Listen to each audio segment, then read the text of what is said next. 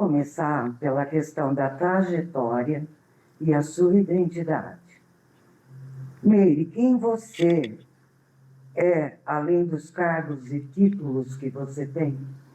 Bom, primeiro quero saudar aqui a Araraquara em Pauta, essa minha amiga Rita Mota, obrigada por esse convite maravilhoso e agradecer e saudar todas as pessoas que vão estar com a gente nessa entrevista de hoje. Bom, a Meire Silva, ela é filha do seu Onofre Domingos da Silva, que um grande homem, né? Trabalhou muito em terraplanagem, então construiu esse estado de São Paulo, construiu essas vias que a gente vê aí, como a gente passa nas estradas e viaja o estado inteiro. Fico pensando que meu pai construiu boa parte dela. E minha mãe, Deide Inês Antunes da Silva, uma mulher aguerrida, né, que já cortou cana, já apanhou laranja e foi cobradora de ônibus há 35 anos aqui em Araraquara. E eu sou a Meire mãe, fui mãe aos 16 anos de idade, sou casada há 30 anos, fui guarda-mirim aqui em Araraquara, uma das primeiras experiências da guarda-mirim, nós fomos da CTA que gerenciava a área azul no centro da cidade, a gente andava com os uniformes azuis no centro, e depois da guarda-mirim, eu já fazia parte desse processo todo da política, por conta da minha história, tanto na igreja, né, nas SEBs, nas comunidades eclesiais de base, como também no movimento de juventude, no partido e no hip hop. Então, já entrei aí na política, trabalhando no núcleo, primeiro discutindo os mandatos do Edinho vereador, depois na eleição do Edinho prefeito, e aí, em 2000, quando ele ganha a prefeitura, eu vou contribuir com ele na prefeitura. Como começou sua caminhada até a advocacia? Pois é. Eu sou a única da minha família que tem diploma universitário, né? Os meus pais nunca foram à escola, aprenderam a ler e escrever nas fazendas com os professores que iam lá ensinar, mas minha mãe é uma matemática. A mãe, ela sabe fazer conta de cabeça. E o meu pai era um músico. Meu pai, ele tirava todos os instrumentos musicais por ouvido. Viola, flauta, sanfona. E eu sempre sonhei em estudar, sempre gostei muito de estudar, né? E sempre sonhei em estudar e fazer faculdade. Mas na nossa época, na minha época, era muito difícil, né?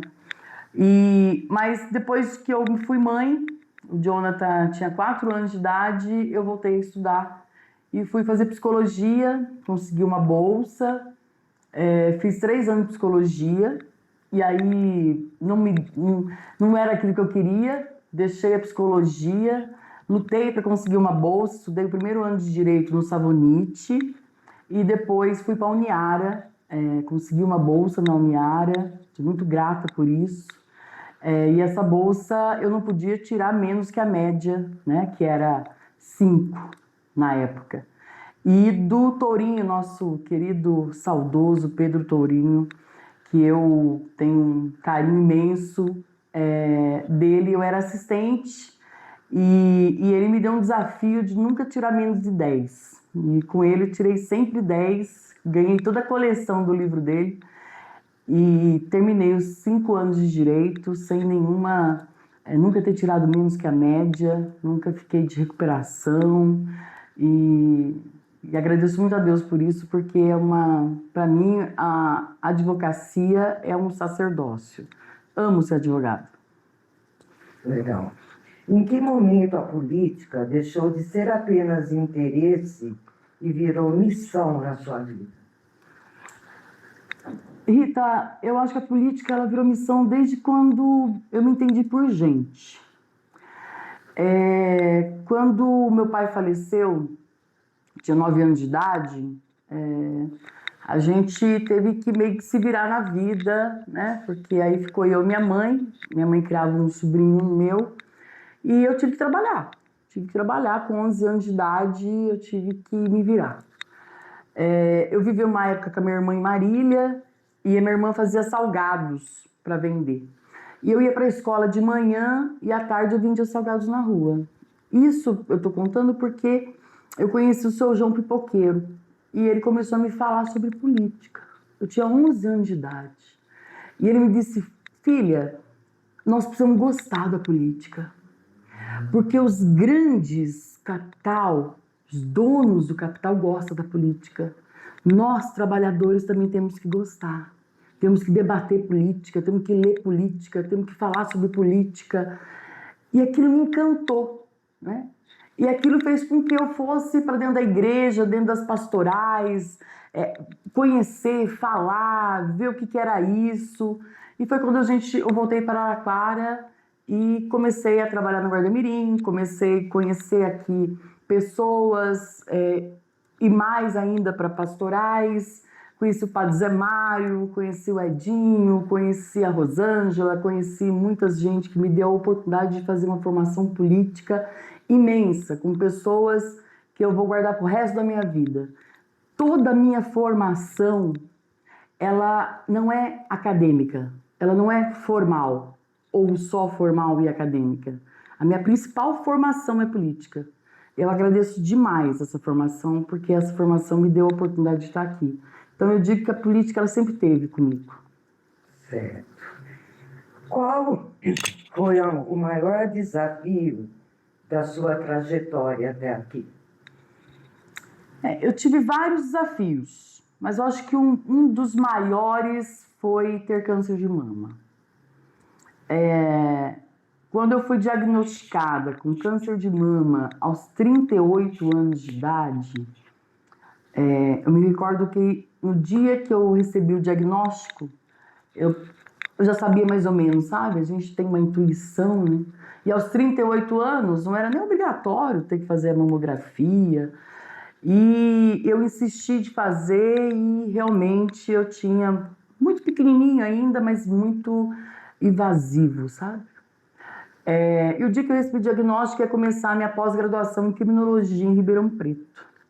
Foi um dia, lógico, minha família toda lá, né? Foi um desespero. Mas naquele dia eu tomei uma decisão de viver e de lutar. Meu marido falou assim: você não vai para Ribeirão Preto, né? Eu falei assim: vou. Eu vou começar minha pós hoje. Ele falou: mas eu vou começar minha pós hoje. E eu acho que isso foi tão importante, eu ter iniciado a pós naquele dia, mesmo naquele dia ter recebido o diagnóstico de câncer de mama, porque isso me fez com que o meu corpo também entendesse, a minha mente também entendesse que ali não era o término, ali era só o início. E é importante que, assim, outras mulheres devem estar vivendo esse mesmo momento. Dizer que, assim, o câncer de mama, qualquer tipo, ele não é o fim, né? Nós temos muitos tratamentos e o principal deles é a gente querer viver, sabe?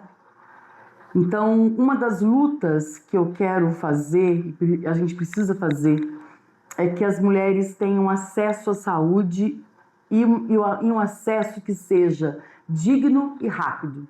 Porque quando você precisa de uma mamografia, de uma ultrassonografia, de um diagnóstico e precisa da químio, precisa da rádio, você não pode esperar. Porque se você esperar, você morre. Nós temos o tratamento e esse tratamento tem que estar acessível, porque é muito rápido. Então, esse foi um grande desafio, mas também me deu um grande ensinamento. Legal.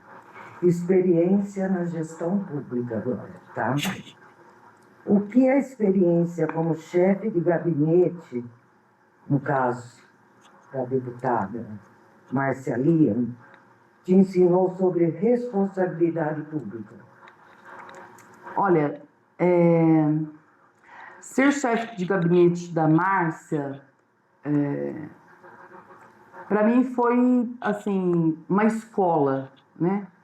Porque passei pela Câmara Municipal e depois a Assembleia Legislativa. Assembleia Legislativa é um mundo totalmente diferente do que era Araraquara, né? Do que era a Prefeitura de Araraquara, do que era a Câmara de Araraquara. E ser chefe de gabinete me deu a oportunidade de aprender que nós não fazemos nada sozinhos. Nós precisamos do coletivo, nós precisamos do outro. E nós precisamos saber que o outro tem o melhor. E que a gente precisa saber tirar do outro o melhor. A equipe, a participação popular em torno de um mandato, a experiência de você fazer com que as pessoas se envolvam em torno de um mandato é o que faz com que o mandato no legislativo dê certo. Porque o mandato na Assembleia Legislativa, ele não pode ser um mandato burocrático, um mandato que não tenha a sensibilidade que você precisa estar na cidade, ouvindo a pessoa, ouvindo a demanda, a partir daquela demanda, o que você vai fazer com aquela demanda, porque você não é executivo, você não executa. Então, a questão é você ter a sensibilidade, saber das diferenças do nosso Estado, das diferentes demandas do nosso Estado, dos diferentes movimentos que nós temos e receber aquilo com respeito, com amor, com carinho e tentar encaminhar aquilo da melhor forma possível. Para isso, você tem que ter uma equipe que entenda essa forma de trabalhar e você precisa ter muita, mas muita disposição, muita vontade política e uma determinação que garanta que, assim, nós estamos aqui e sabemos por que estamos. É para poder levar para as pessoas dignidade, respeito e fazer com que essas pessoas estejam no orçamento do Estado. Foi isso que eu aprendi com a Márcia e sendo chefe de gabinete. Na prática, qual é o papel de uma chefe de gabinete dentro de um mandato estadual? Olha, na prática, o chefe de gabinete fica muito na burocracia, né? O chefe de gabinete é aquele que resolve as demandas, a questão com os assessores.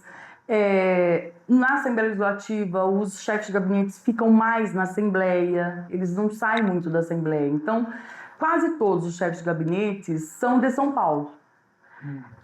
Eu fui um diferencial, porque eu fico em São Paulo, né, nos dias de sessões, mas a nossa construção, a minha e da Márcia, me deu a oportunidade que eu viajasse o estado com ela, que onde ela ia, eu ia antes, né, para organizar tudo, e ela, quando ela saía da cidade, eu ficava na cidade para organizar toda a demanda e encaminhar. Então, existem outros chefes de gabinetes que são assim também. Então, assim, na verdade, eu acho que depende muito do mandato. Se você for ver na prática quais são as funções, é mais burocrática. Quais são as principais demandas que chegam de Araraquara ao gabinete? Olha, Araraquara é a nossa casa. Então, Araraquara chega de tudo um pouco. Mas as principais demandas são das entidades. São porque, na verdade, como nós temos uma relação muito próxima às entidades do município, essas entidades têm no nosso mandato um porto seguro. Então, as entidades aqui demandam muito o nosso mandato em relação a todas as demandas, tanto de recurso, mas também de intermediar junto ao governo municipal, ao governo do estado, ao governo federal. E também a questão aqui da cultura, né? Porque nós temos nossa vereadora, a Fabi, que é uma representante ativa, assídua da cultura, e essa é uma demanda que a gente trabalha muito com a Fabi. E também a gente teve uma demanda da saúde, que foi a unidade de saúde lá do Jardim Romilda, né? Que ainda era o prefeito Aidinho, nós precisávamos construir lá. Foi uma demanda que a gente também recebeu. Mas aqui acontece de tudo um pouco, viu, Rita? De tudo, as pessoas falam de tudo com a gente. É um pouco disso. Certo. O que diferencia um mandato comprometido de um mandato apenas político? Eu penso que o que diferencia é a sua disposição, né? Eu penso que as pessoas que acompanham o mandato da deputada estadual Márcia Lia pode perceber que nós somos um mandato do estado de São Paulo, né? Nós somos um mandato de Araraquara, mas nós somos um mandato do Pontal do Paranapanema, nós somos um mandato do Sudeste Paulista, nós somos um mandato do Vale do Ribeira, nós somos um mandato de Barretos, de Colônia, de Ribeirão Preto, de São Joaquim da Barra, de Rifaina, de Ilhabela, de Ilha Comprida. Nós somos um mandato lá de Guaimbê, somos um mandato lá de Birigui, somos um mandato lá de Ubatuba, porque nós tivemos a decisão de dispor, de fato, do nosso mandato, daquilo que a gente representa na Assembleia Legislativa de todas as cidades, né? Parece doidura, porque nós somos 645 municípios, mas as regiões, todas as regiões do estado nós já estivemos, todas. Não tem nenhuma região do estado que o nosso mandato, que a deputada Márcia Lia, que a nossa equipe não tenha visitado. Então, é isso. Agora nós vamos entrar na questão no tópico mulheres, direitos e representação. Como é ser mulher em posição estratégica dentro da política? Muito difícil. Infelizmente. Ainda nós temos uma dificuldade muito grande de sermos mulheres na política. E não é diferente de ser mulher em todos os espaços, né? Ainda há um preconceito muito grande, Rita. Nós vivemos ainda uma cultura muito machista, muito patriarcal.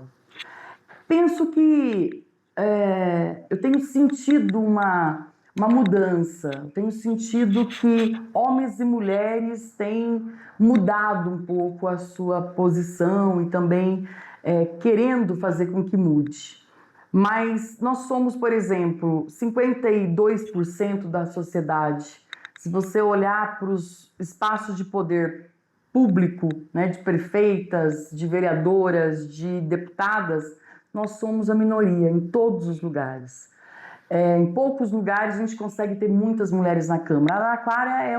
Araraquara é uma exceção. Araraquara nós temos várias vereadoras mulheres, mas isso é uma exceção, né? Então, mas isso acontece também nas empresas. Infelizmente, a gente ainda tem o menor salário, fazendo a mesma função. Nós ainda não conseguimos exercer o nosso papel de dirigentes, a gente sempre fica no papel dos cuidados. Mas, apesar disso, eu acredito muito que as mulheres têm se movimentado e que a gente tem mudado isso. É um trabalho de formiguinha, mas está acontecendo. Ainda é mais difícil para mulheres ocuparem espaços de decisão? É muito difícil. Porque o espaço de decisão sempre está com o homem. E aí que está o negócio. Enquanto só homens decidirem, nós não teremos uma sociedade justa, igualitária e fraterna. Nós precisamos ter um equilíbrio. Nós temos que ter homens e mulheres decidindo. Porque o homem, quando ele decide na perspectiva masculina.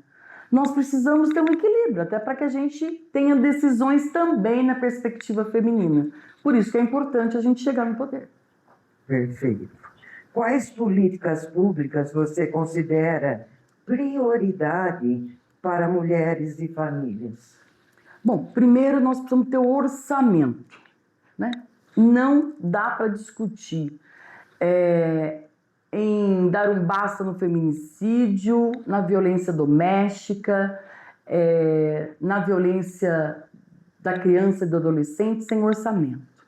Então, no Ministério de Mulheres do Governo Federal precisa ter orçamento, e na Secretaria de Mulheres do Estado tem que ter orçamento, e nos municípios tem que ter orçamento para a política pública. E aí nós temos políticas públicas que são transversais. Nós temos que cuidar daquela mulher que já está em situação de violência doméstica, mas nós temos que ter política que previna que ela chegue na situação de violência doméstica. Quais são essas políticas? Habitação, emprego, educação, cultura, esporte, lazer. Se essa mulher tiver acesso a creche boa para o filho, esporte para ela e para os seus filhos, assistência social quando ela precisar, geração, trabalho e renda. Nós precisamos gerar espaços de cooperativa, associações e também de encaminhamento dessas mulheres para as empresas, para que elas possam trabalhar, precisa ter renda, ela precisa ter autonomia financeira. E ela precisa ter também capacitação, educação. O EJA, né, Educação de Jovens Adultos, tem que estar espalhado, não pode fechar a EJA. É uma loucura fechar salas de aula de EJA. Nós temos que ter política pública de habitação. Essa mulher não tem condições de pagar aluguel. Ela tem que ter unidade habitacional, sendo feita e tendo como prioridade para ela. Se a gente tiver essa política transversal, Rita, eu tenho certeza, nós não teremos mais mulheres morrendo por ser mulheres. E se nós não tivermos mulheres que não morram mais por ser mulheres, nós deixaremos de ter pretos e pretas que morrem por ser pretos e pretas. Nós também vamos deixar de ter mulheres trans, homens trans que morrem por conta da sua condição e pela sua orientação sexual.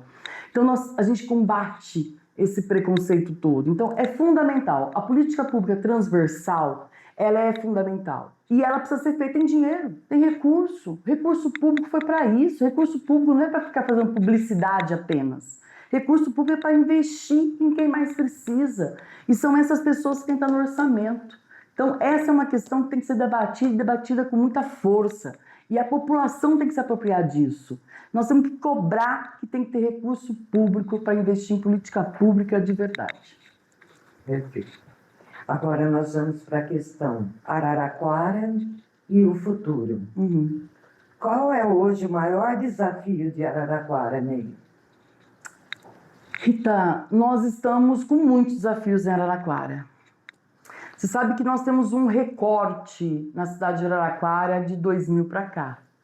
Eu não tenho nenhuma dúvida que o governo do Edinho Silva, em 2000, fez uma Araraquara antes e depois, né? Com a implementação da participação popular, que foi responsabilidade da Márcia, dos conselhos gestores, né? Nós fizemos habitação por mutirão, nós construímos unidades habitacionais, a gente levou asfalto, levou escola, fez a escola municipal de dança, nós levamos oficinas culturais, escolinhas de esporte, e não é, eu sempre digo isso, que não é só as paredes, não é construir uma escola, não é construir uma unidade de saúde, não é colocar só o agente comunitário de saúde, é dar as condições para que essa escola seja uma boa escola, com boa comida, com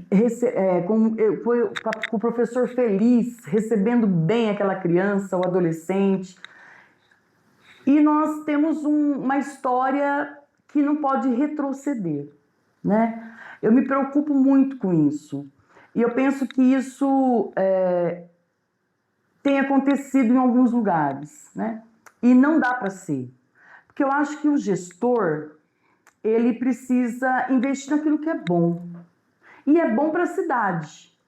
Então, nós temos hoje muitas políticas públicas que precisam continuar, porque são boas. E não é boa para mim, não é boa para o Edinho, é boa para a cidade. Nós temos as oficinas culturais que elas são fundamentais, porque as pessoas não conseguem pagar para fazer balé, não conseguem pagar para poder fazer dança. Então, a gente tem que dar acesso.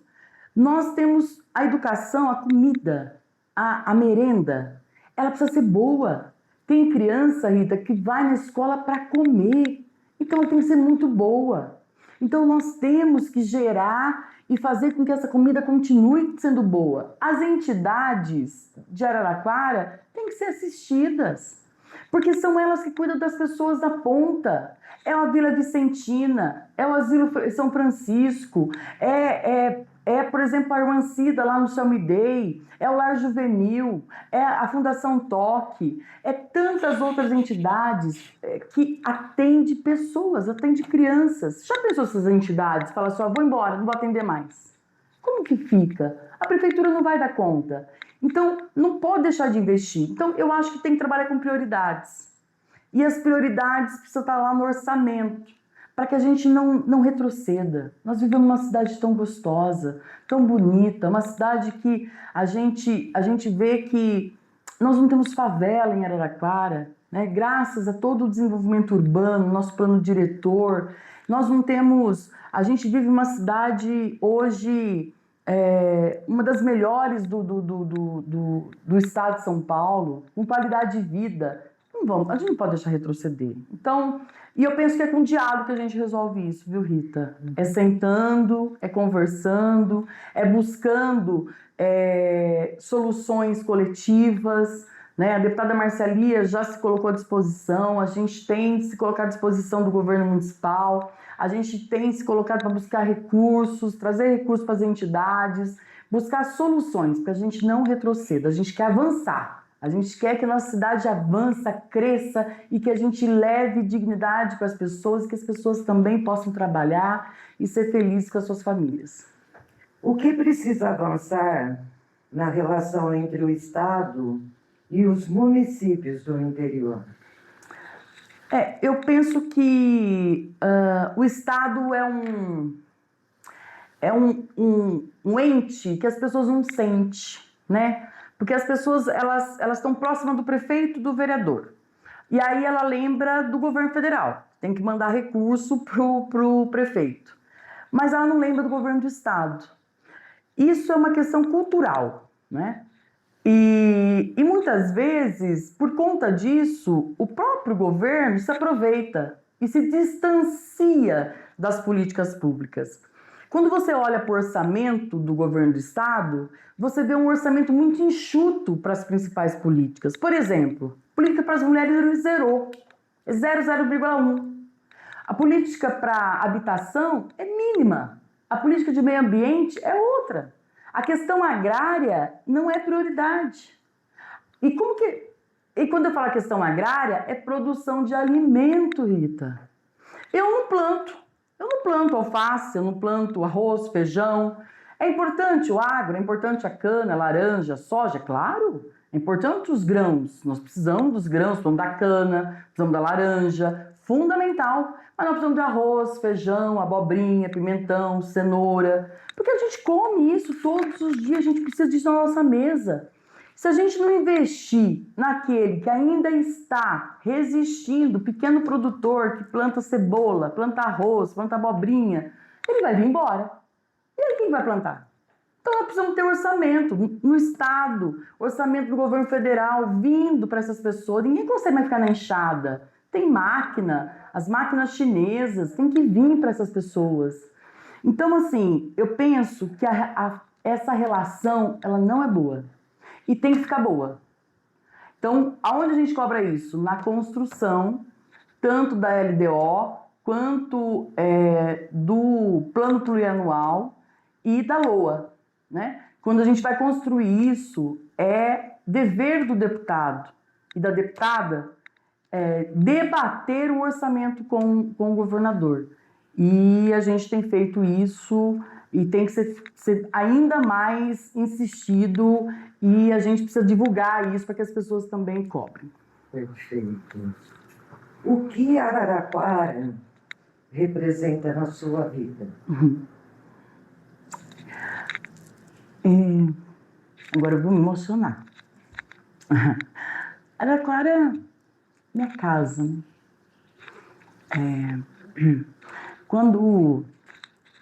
Sabe que antes do meu pai morrer, meu pai morreu de meningite. É uma doença boba que hoje já tem vacinas, né? Mas ele morreu de meningite com 62 anos de idade. Quando eu nasci, ele já tinha 51. Então, antes dele morrer, ele me falou assim: filha,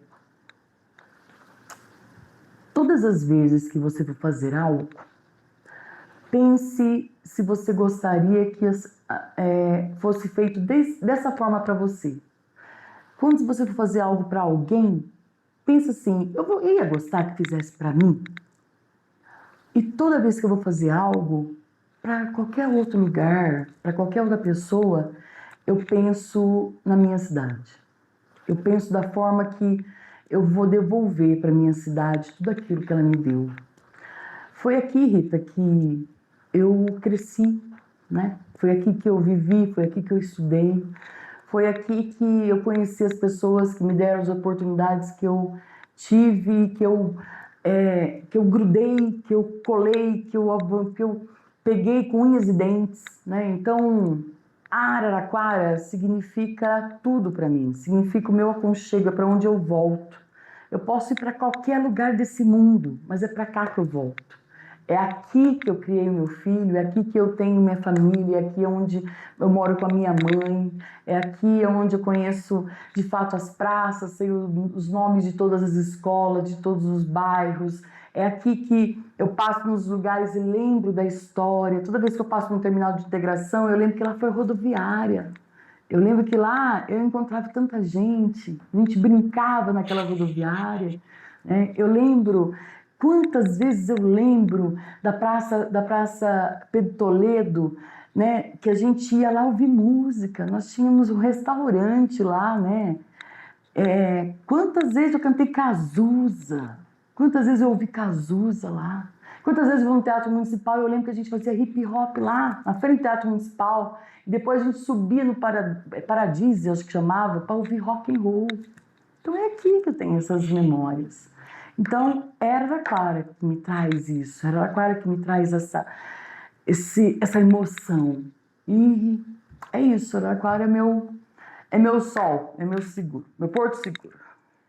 E agora nós vamos entrar numa questão da pré-candidatura e o projeto político. Uhum.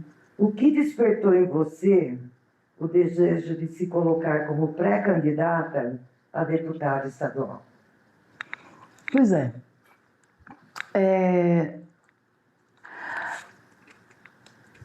Eu penso que, assim, essa caminhada toda, né, de tantos anos, de tudo que eu tive a oportunidade de aprender, de fazer, de construir, junto com tantas pessoas, a hora que a deputada Marcialia disse para mim, Meire, eu penso que chegou o momento de duas mulheres potentes como nós ousar.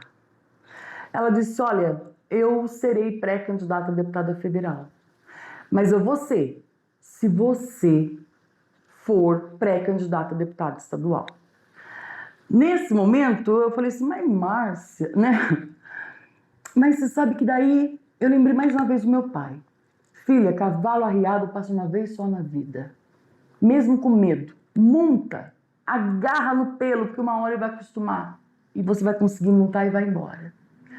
Rita, eu aceitei com muita honra, porque ser sucessora desse mandato, que a gente construiu com tantas mãos, com tantos desafios, muitas vezes com alegria, com sofrimento, com choro, com risos, é uma honra para mim, né? Então, foi muito bonito. Então, eu sou muito grata à deputada Marcialia pela confiança, por essa oportunidade.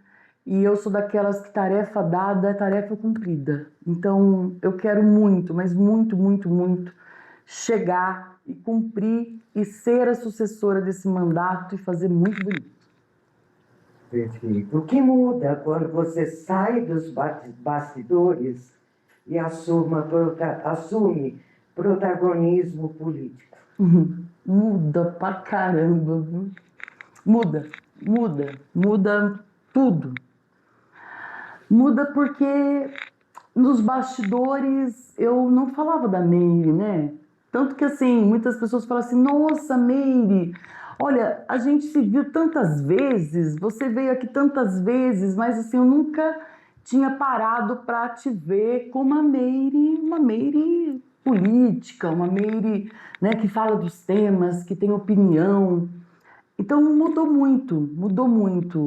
Eu deixei de ser a Meire dos bastidores, a Meire do cuidado do gabinete, do cuidado da Márcia, para ser a Meire liderança, a Meire se colocando à disposição das pessoas para que elas conhecessem essa Meire, né? Essa formação, essa Meire que tem opinião, essa Meire que tem sonhos, essa Meire que, enfim, que quer aí também desbravar o estado de São Paulo.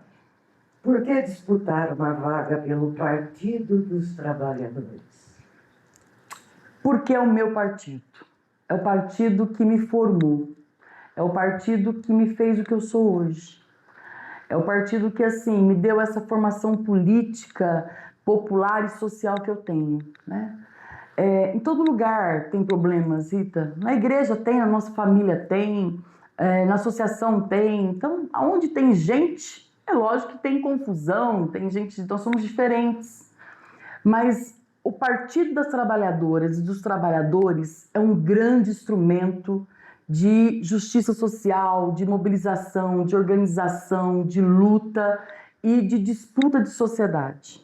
E é por esse partido que eu quero disputar as eleições e quero representar o meu estado na Assembleia Legislativa. Okay. Quais são as causas inegociáveis na sua caminhada rumo à Assembleia Legislativa? É inegociável para mim o debate da classe trabalhadora. Inegociável. Eu sei o meu lado. O meu lado é o lado da classe trabalhadora e da onde eu vim e eu sou. Eu não saí da classe trabalhadora. Eu sou da classe trabalhadora. E é desse lado que eu estou. Então, a defesa dos direitos humanos, a defesa do povo, das mulheres, dos pretos e pretas, das mulheres trans, dos homens trans, dos gays, dos homossexuais, da liberdade religiosa, que nós tenhamos respeito pelas religiões e pela espiritualidade das pessoas, que a gente possa ter respeito pela diferença, né? É inegociável para mim uma boa educação, é inegociável para mim o direito à ressocialização. As pessoas podem ter cometido um crime, mas ela precisa de um espaço que dê direito a ela ressocializar e voltar à sociedade. Então, a privatização, por exemplo, de presídios e da Fundação Casa, para mim é inegociável. Para mim, na verdade, tudo que é privatização é inegociável. A Sabesp foi privatizada e virou o que virou. Então, há questões que jamais eu vou negociar. Jamais. Eu tenho princípios, e princípios que, para mim, são muito caros, que são questões que, assim, ou transforma a vida que está na ponta, ou não negocia comigo. Perfeito. Agora vamos para a mensagem final. Que mensagem você deixa para a população de Araraquara e do estado de São Paulo? Bom, para minha cidade, Araraquara, a morada do sol e também a morada da cidadania, eu quero dizer que eu tenho uma honra enorme de ser sua filha. E sendo filha dessa cidade, sendo filha de Araraquara, eu quero muito honrar a todos e todas que me deram a oportunidade de crescer, de viver, de poder estar nessa cidade. Eu quero honrar essa cidade, aonde eu estiver. Por isso, a minha pré-candidatura a deputada estadual significa estar junto com cada história, com cada momento que eu vivencio e vivenciei na minha cidade.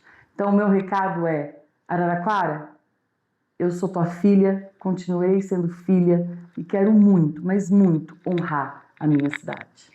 Complete a frase. Eu me coloco como pré-candidata porque eu acredito que um mandato que tenha compromisso com a classe trabalhadora, com as pessoas, com a construção de políticas públicas no orçamento que leve dignidade às famílias, aos jovens, às mulheres, às comunidades indígenas, aos quilombolas, aos ribeirinhas, aos produtores rurais, aos pescadores, aos 4 cantos do estado, que leve cultura, esporte, lazer, que invista nas pessoas, que dê educação de qualidade, que faça mais institutos federais, que tenha escola técnica, que invista na universidade, que invista no servidor público, no professor, no aluno, no diretor, no coordenador, na merendeira, que invista em comida e comida boa, que a gente possa ter o campo e a cidade trabalhando juntos para que a gente se alimente bem, levando para todas as pessoas comida e comida boa. E também dê direito às pessoas a viver a praia, o shopping center, dê dignidade, trabalho. Então, eu penso que é isso. É por isso que eu quero, e por isso que eu acredito que quando a gente tem compromisso e a gente acredita de verdade e a gente trabalha e tem disposição, tudo isso é possível ser feito.